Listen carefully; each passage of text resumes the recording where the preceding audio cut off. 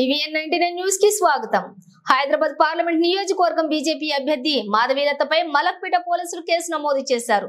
Polling booth లోకి బుర్కా వేసుకుని వచ్చిన ముస్లిం మహిళ ఐడి ప్రూఫ్ చెక్ చేశారు. ముస్లిం మహిళల హిజాబ్ తొలగించి ఓటర్లను చెక్ చేశారు. మాధవీలత అనుచితంగా ప్రవర్తించారని ఆమెపై మలక్పేట పోలీసులు కేసు నమోదు చేశారు. హైదరాబాద్ నియోజకవర్గం పరిధిలోని హిందువుల ఓట్లు తొలగించారని కూడా ఆరోపించారు. అజాంపూర్ లోని పోలింగ్ బూత్ కు వచ్చినటువంటి మాధవీలత అక్కడ ఓటు వేయడానికి వేచి ఉన్న మహిళల ఐడీలను తనిఖీ చేయటం ప్రారంభించారు.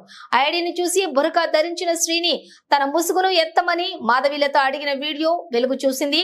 ఐడి కార్డులను సరిగ్గా సరిచూసుకున్న తర్వాతే ఓటింగ్ కు అనుమతించాలని మాధవీలత పోలింగ్ అధికారులను కోరారు. ఓటరు జాబితాలలో తేడాలున్నాయని, పలువురు ఓటర్ల పేర్లు జాబితాలో లేవని ఆమె ఆరోపించారు.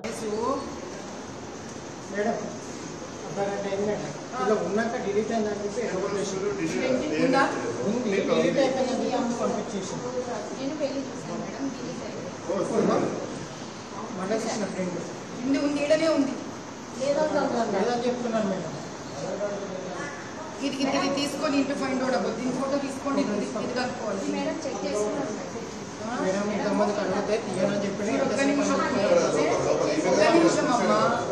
ఎక్కడి నుంచి కదా? గవర్నమెంట్ నుంచి కదా. ముందు నేనే నమ్మకూడదు, గుర్తుపెట్టుకోవాలి.